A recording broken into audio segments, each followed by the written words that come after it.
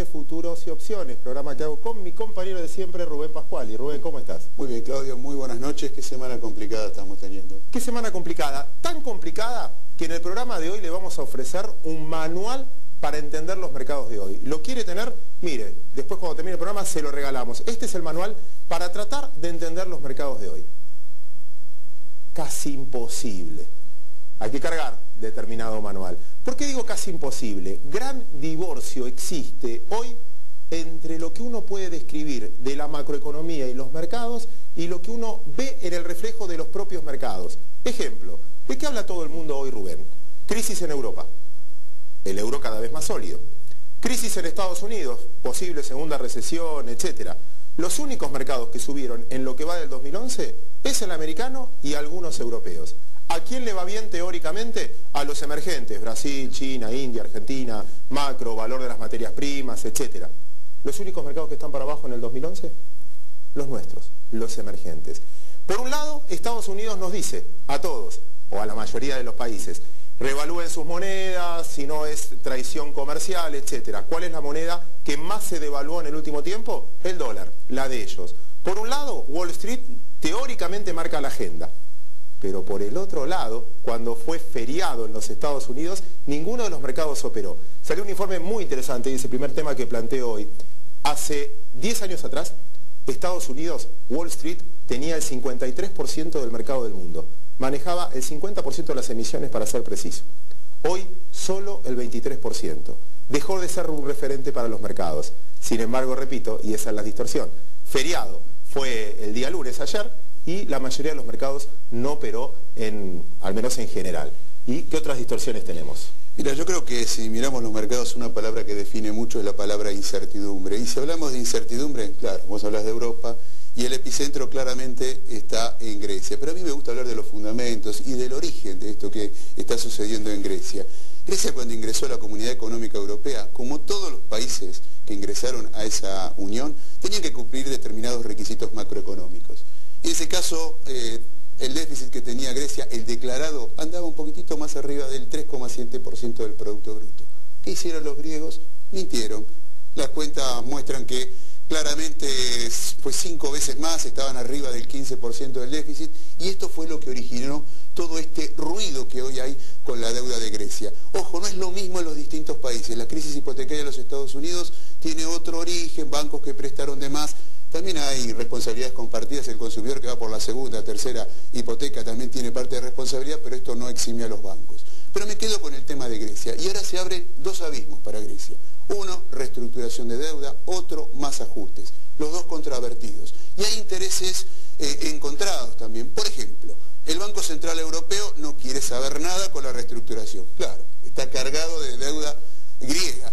Y bancos comerciales que tenían alrededor del 50%, y digo tenían porque aparentemente están aligerando sus carteras. Bancos comerciales que no son todos griegos, hay alemanes, hay franceses, y así se va transmitiendo la crisis de Grecia a los restantes países de Europa, más allá de que obviamente los mercados empiezan a desconfiar, y cuando ven debilidades en otras economías, como la de Irlanda, como la de Portugal, entonces, bueno, allí es donde puede haber algún remesón no deseado. Del otro lado están aquellos que dicen, bueno, profundicemos el ajuste fiscal, pero el ajuste fiscal, la política monetaria la lleva el Banco Central Europeo, pero la política fiscal la lleva cada país. ¿Te imaginas, Claudio, una discusión en el Parlamento de países como Alemania, que fueron más sólidos manejando sus finanzas, para ayudar un fondo a los griegos que se manejaron de esta manera? Entonces, están muy divididas las opiniones. Seguramente, probablemente la solución final va a llegar en los próximos meses, va a haber una nueva vuelta de ajuste, probablemente después también haya algo de reestructuración, pero hay cosas que están quedando claras. Hoy lo que se está discutiendo es quién paga la factura. Y la segunda conclusión, que en economía, si se hacen las cosas mal, más tarde o más temprano se termina pagando. Y ahí te robo ese material y le voy a robar también propiedad intelectual al amigo José Ciaba Serrate. Compartí una charla esta mañana con él. ¿Qué hicimos? Para abaratar costos. Los trajimos hoy a la noche para discutir precisamente con él. Pero ¿cuál era uno de los temas que también saltó y me parece que marca agenda? El famoso moral hazard. ¿Se acuerdan de esa definición? El riesgo moral, cómo educa uno con sus actos. Un gran debate se había armado, recuerdo, cuando quebró Lehman Brothers. ¿Había que rescatarlo o no rescatarlo? 50% de bibliografía para un lado y 50% para el otro. Como uno vio las consecuencias de lo que pasó, muchos dicen, y lo hubiesen rescatado. Al mismo tiempo, de haberlo rescatado, ¿solucionaban el problema o lo agrandaban para el futuro? Porque finalmente si uno termina premiando al que hizo las cosas mal, ¿qué sentido tiene entonces una economía capitalista? ¿Sí? Lo estamos debatiendo o no. Con Grecia pasa lo mismo, lo que explicaba Rubén ayer. No están rescatando a Grecia, están rescatando a los acreedores de Grecia. Grecia es una excusa, es el 2% de la economía, si quiere en general, europea. Obviamente con una incidencia política muy fuerte por lo que vemos por televisión todos los días, pero nos está tratando de decir algo desde el punto de vista del que hace las cosas bien y el que hace las cosas mal. Pero repito, el rescate no es a Grecia, el rescate es a los bancos que invirtieron en Grecia. Y otra vez, si tenían tasas abultadas, ¿dónde está el riesgo entonces si finalmente cobran la renta y cuando las papas queman tiene que venir el Banco Central Europeo a cobrar o a comprar esos bonos? Y eso es, creo, parte del debate, si están ahorrando un problema mayor o lo están tirando para adelante en forma de educación. Y también otro capítulo es la Argentina, porque también hay discusiones ahí. Es verdad, tuvimos discusiones en Siderar. Sí, la semana pasada hubo una denuncia penal contra los directivos de Siderar. Y vamos a separar los tantos. Hay dos problemas con Siderar. El primero tiene que ver con esta designación de los directores en función de la anulación de lo que era ese límite que tenía del 5% que tenía la CFJP a través de un decreto de necesidad de urgencia. Creo que eso es un tema político muy controvertido. Pero lo que apareció nuevo acá es un pedido de un fiscal que tiene que ver con una reserva para futuros dividendos que tiene la empresa del Grupo Techin por aproximadamente 6.455 millones de pesos. Ahora bien, esta reserva, ¿cómo se forma? En realidad no es un tema nuevo, no es algo que apareció ahora. Las reservas para futuros dividendos son pedacitos de las utilidades de los distintos ejercicios. En el caso de Siderar arranca en el 2003, que las asambleas de accionistas deciden dejarlo a cuenta nueva, es decir, no lo reparten porque del otro lado la contrapartida es o inversiones, aumento de capital de trabajo o mayor valor de los activos que tiene una compañía. Si había alguna necesidad de ver cómo fue el manejo de los fondos, bueno, un consejo gratis, mirar los balances, información pública. Hay un estado contable que se llama Estado de Origen y Aplicación de Fondos, que así como lo dice, simplemente muestra desde el inicio hasta el final del ejercicio los ingresos de dineros y en qué se fue utilizando ese ingreso de dinero. Más allá de todas estas cosas, que obviamente son cosas que cualquiera puede consultar, una empresa que tiene cotización pública, quedan muchas preguntas dando vuelta. Siempre pensé que era mejor para una empresa reinvertir las utilidades porque eso le da mayor valor en el mercado. Acá parece que eso no se tiene demasiado en cuenta. En segundo lugar, había directores del ANSES aprobando el balance del 2009. Nadie dijo nada. Tercer tema, la Comisión Nacional de Valores, si había alguna irregularidad, también tiene que defender a los inversores minoritarios. Es una empresa con cotización pública.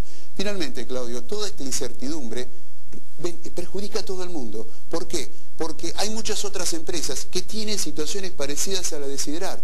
Hay muchas empresas que tienen reservas para futuros dividendos. Si ven esto que está sucediendo con esta compañía, ¿qué harán en el futuro? Van a distribuirlos probablemente o bajo la forma de dividendo en acciones y no van a hacer inversiones. Esto no es bueno para el mercado, ni tampoco es bueno para la cotización de las acciones en general, esta incertidumbre. Por eso digo que acá no gana nadie y pierden todos.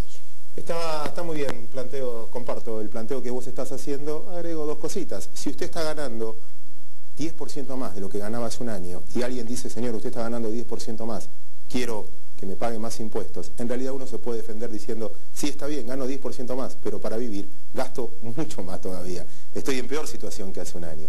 Muchas empresas parece que están ganando plata, de hecho están ganando plata, por suerte les está yendo bien, pero no todo es ganancia. Parte tiene que ver por la suba de los precios de las mercaderías que tienen. El exceso de distribución de dividendos, como explicaba Rubén recién, es sacar plata de la compañía. Es casi como vaciarlo un poquito. Lo mejor es que tenga ese dinero para reinvertir, crecer, tomar más gente, etcétera, entrar en el círculo virtuoso. Pero bueno, parte del debate de hoy, que lo vamos a hacer con un gran invitado, José Ciaba Zarrate, ya lo anuncié. Pero antes, vamos a darle el paso a Ana. Nos trajo dos videitos bastante divertidos a lo que al menos yo pude ver algo. Uno tiene que ver con guerra de monedas, para tenerlo en cuenta, y el otro tiene que ver a quién le llega la liquidez cuando los bancos centrales inundan de tanta liquidez. Ana Saco, ¿cómo estás? Hola Claudio, buenas noches. Y así como lo comentaste, hoy vamos a compartir dos videos, son cortitos, pero muy interesantes para conocer más. En primer lugar, la guerra de monedas.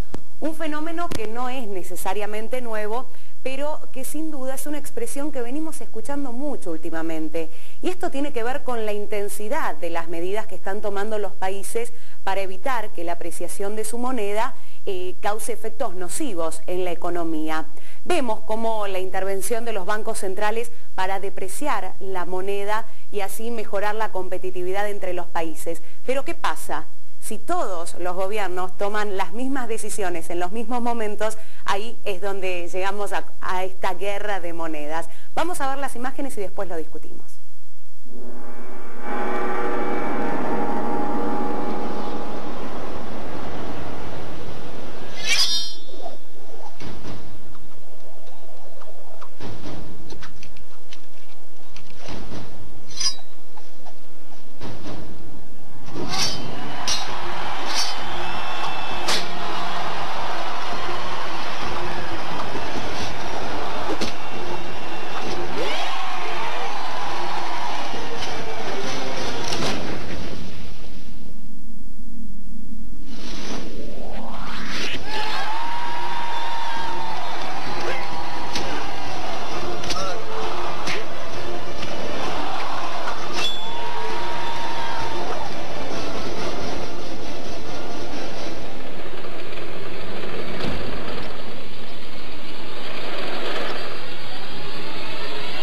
Y en esta guerra de monedas, las devaluaciones del dólar, el yuan, el yen, provocan, como vimos en programas anteriores, estas distorsiones en los precios relativos.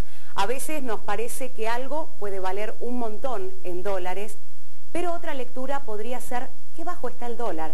Y ahí está la pregunta que usted se puede hacer. ¿Cuánto más va a bajar el dólar en el mundo? Pero antes del debate vamos a ver otro video. Hola. Hola, ¿qué tal? ¿Es aquí donde ponen ustedes inyecciones de liquidez, verdad? Sí, señor, yo soy el que las pone. Ah, ¿qué tal? Fermín.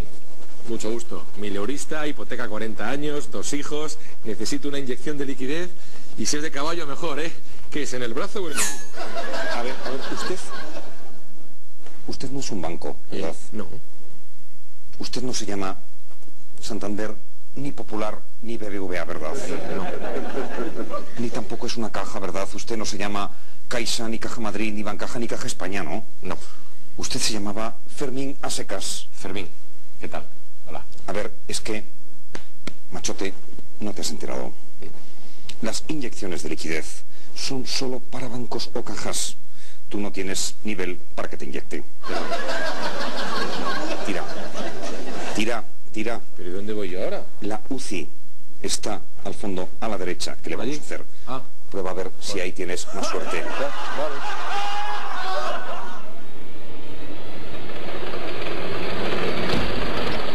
¿A quién no le gustaría recibir una de esas inyecciones, donde sea, no importa?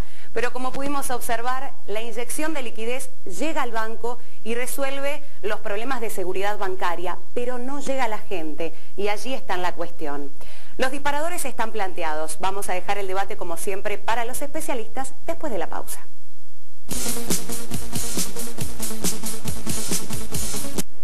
Seguimos en Futuras Opciones, espero que les haya divertido los videos, algunos temas para discutir y lo vamos a hacer con el siguiente invitado, José Seba Serrate, muchísimas gracias por venir. De nada.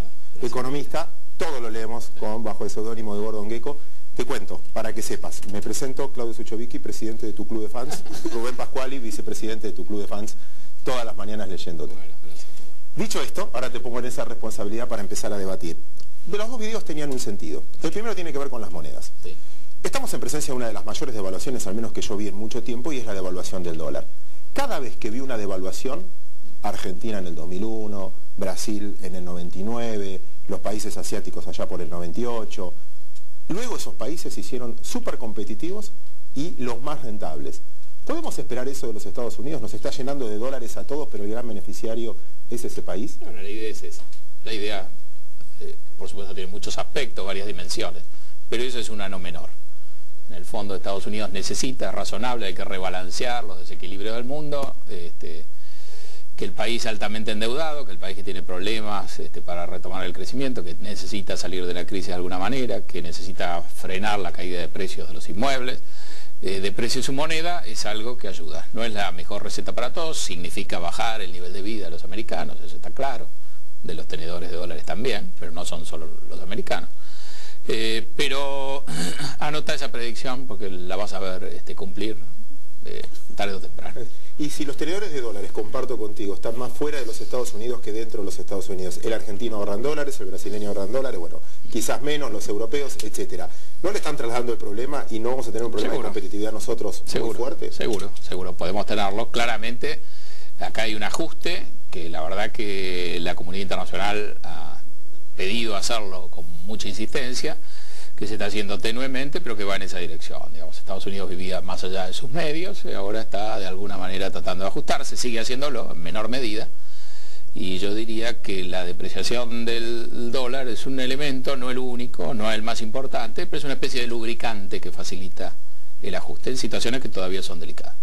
Recién hablabas de ajustarse, ¿no? Sí. Y cuando uno mira el endeudamiento de Estados Unidos, es algo que empieza a preocupar. Todavía no se ve en los mercados porque todo el mundo se refugia comprando bonos del Tesoro americano. Pero también esta debilidad del dólar tiene que ver con un nivel bajísimo de las tasas de interés. Sí. Termina en junio el programa de estímulo de la Reserva Federal. Muchos decían que los commodities o la suba de los commodities iba a impulsar rápidamente una suba de tasas de interés. ¿Cómo ves este panorama en el medio de indicadores que vienen saliendo en los últimos días mostrando que no se está recuperando tan fuertemente, tan vigorosamente la economía americana? A principio de año se pensaba que en la primera mitad del año Estados Unidos iba a crecer al 4%, nada más alejado de eso. Ya nos dimos cuenta en el primer trimestre que la cosa venía mucho más suave. Así que yo diría el segundo trimestre, lo que estamos viendo ahora, no tiene por ahora ningún indicio de ser más débil que lo que vimos en el primero. Pero había expectativas de que fuera más sólido, más fuerte, sí. En cierta medida estamos contando 2 meses la misma crisis. El terremoto de Japón, tsunami, problema nuclear generó problemas de abastecimiento que golpearon de manera bastante dura a la industria manufacturera. Lo sabíamos en su momento, lo absorbimos bien y ahora que estamos viendo las lecturas de las encuestas, de las mediciones, etcétera, referidas a ese fenómeno, nos estamos asustando, pero va a repetir 2 veces el mismo susto. Yo diría que si la economía de Estados Unidos estuviera muy bien, no tiene ningún sentido tener tasas en 0,25%. Así que la buena noticia es que se van a mantener bajas por mucho tiempo, la mala noticia es que si las cosas anduvieran bien, estuvieran sólidas, etcétera, este proceso ya hubiera comenzado a darse vuelta, no ahora, sino el año pasado, a mitad de año o a fines de año. Así que en el fondo hay que armarse de paciencia. Yo creo que estas crisis, sobre todo estas crisis financieras, que han afectado a la banca de primera línea de Estados Unidos, en Europa, en Japón, son de lenta digestión, hay que manejarse con mucho cuidado y punto. En el fondo hay que cruzar los dedos y esperar que no surjan más contratiempos y pensar con cabeza muy fría, sobre todo las autoridades, qué paso se da. ¿Ves alguna posibilidad, perdón, Claudio, sí, de recaída otra vez? Seguro, yo creo que ese es el enemigo principal de esta situación, digamos, en el afán razonable quizá de dar vuelta, medidas que son extraordinarias, difíciles de sostener en el tiempo, son incómodas de tomar, tener las tasas en estos niveles es algo incómodo, que un banco central que se precie, se dedique a comprar bonos del Tesoro una y otra vez en cantidades industriales, tener déficits en países como Estados Unidos o Inglaterra rondando 10 puntos del producto, no es nada para enorgullecerse. Pero en estas circunstancias creo que es lo que hay que hacer. Uno de los puntos, y les propongo abrir el debate, ¿no? Porque sí, supuestamente en algunos casos quizás discutamos. Seguro. El segundo video, esta ironía de los españoles sobre a quién le llega la liquidez, ¿no? Que mejora la solvencia de los bancos, pero al mismo tiempo no incentiva el consumo o el que está endeudado, el que está hipotecado.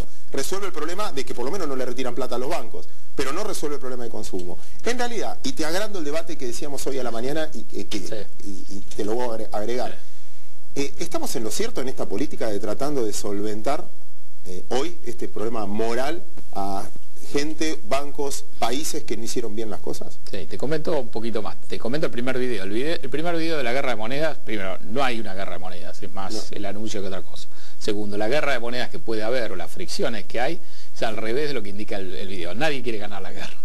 Claro, es una arena totalmente distinta a la de los gladiadores. Todo el mundo larga sus armas, etcétera, se entrega y se hace el muerto. Apuntaban distinto para errarle. El segundo video me parece estupendo, es extraordinario, hace pensar. En el fondo uno se pregunta si en última instancia las medidas que se están tomando no se podrían canalizar de otra manera para tener un efecto en mayor calidad. Es un tema muy arduo de resolver. Claramente si uno no corrige una situación de profunda iliquidez en la banca, finalmente ese señor Fermín tampoco va a sobrevivir. Pero claramente uno se pregunta si no hay maneras más eficaces, sobre todo en los países que han tenido una crisis inmobiliaria, sobre todo en Estados Unidos, de atar la asistencia a un proceso de reestructuración de las hipotecas que resuelva el problema de fondo. El problema de fondo es básicamente corregir este defecto de hipotecas que se han concedido contra colaterales que no valen el dinero que se prestó y digamos con titulares que tampoco tienen los recursos para hacerse frente a los préstamos. Y ahí es un tema abierto. Uno puede criticar, creo yo, casi todas las medidas que se han tomado. El desafío es venir con medidas que sean superiores, mejores. Ahora, hablamos de riesgo moral, hablamos del tema de los bancos. Obviamente los bancos han tenido una política, como decía Gordon Gekko, la codicia ahora es legal, pero también hay un riesgo político. Hay muchos países donde esto no fue solamente un aumento del endeudamiento público para ayudar a los bancos, hubo también decisiones de corrupción, mala praxis de política económica. Eso no se soluciona de la noche a la mañana y eso sigue estando. De hecho, el caso de Grecia, supongamos que hoy no tuviera el tema de la deuda, sigue teniendo un déficit que hay que financiarlo. Y acá el tema de la confianza me parece que es central también. Sí, si uno se pregunta por qué Europa hizo lo que hizo, con los resultados hasta ahora bastante calamitosos que tiene en una situación que está sostenida, digamos, artificialmente, porque si uno la dejara librada a sus anchas, este proceso puede terminar realmente mal, en una catástrofe no solo para 3 países pequeños de Europa, yo diría que sí, hasta para todo el mundo, y esa tesis de que esto podría ser el Lehman II puede tener algún viso de exageración, pero en el fondo claramente uno puede construir una situación de crisis cercana al colapso como la del 2008 a partir de este material. Digamos, acá sobran insumos para generar una catástrofe similar. ¿Se puede frenar eso? Se está frenando, lo que pasa que no se le está dando solución. Yo creo que el paso del tiempo es un reloj. En este caso, cuando uno tiene un problema y lo corrige, el paso del tiempo le permite a uno administrar una solución y le juega a favor.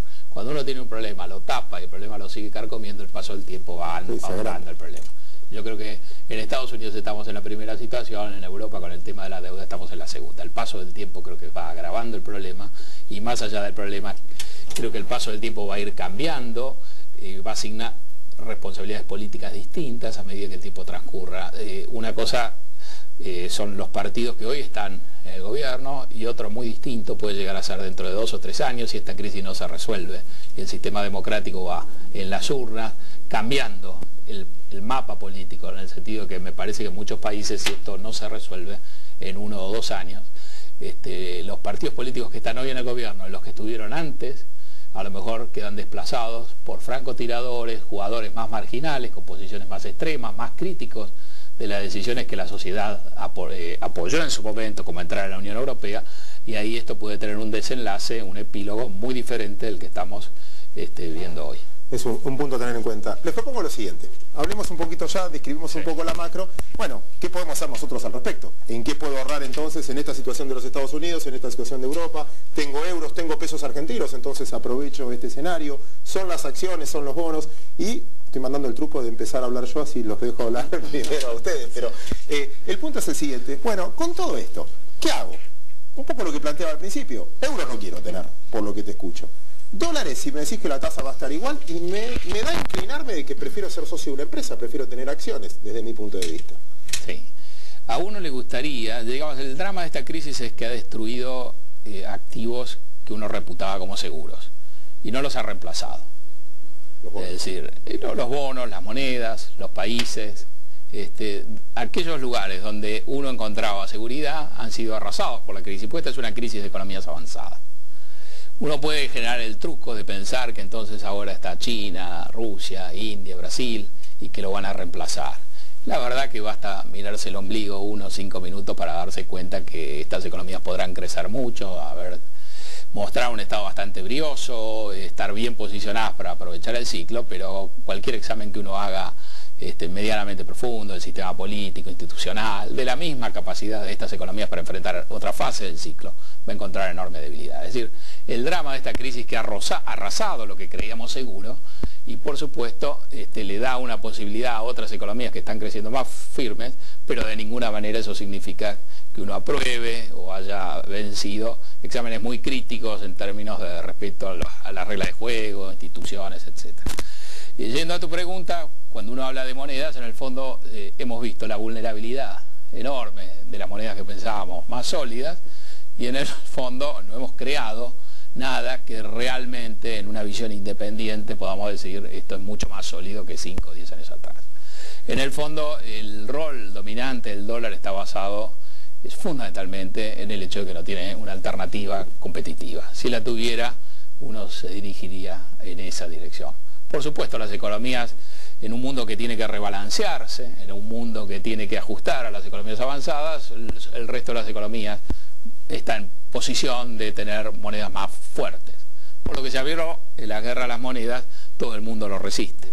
En un escenario de corto plazo uno podría pensar que en el fondo esto cierra con monedas de las economías emergentes apreciándose contra el dólar, contra el euro, contra las monedas por lo menos de los países más golpeados por las crisis. ¿Y te animás a acciones? Me animo a productoras de commodities porque en un escenario de tasas bajas, yo creo que más allá de este ruido que hay de corto plazo, el segundo semestre me parece que puede llegar a ser mejor que el primero. Puntualmente en el caso local, hoy leí una estadística que en todas las elecciones presidenciales, mes de octubre, la bolsa siempre llegaba en positivo. Vamos, -8 en el año.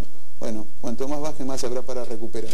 Más allá, una cosa es el cortísimo plazo y otra cosa es mirando como se tiene que mirar el mercado bursátil unos meses para adelante. Seguimos el martes que viene. Rubén Pascual, y muchísimas gracias. José Ciabazarrate, un placer tenerte Igualmente. Aquí.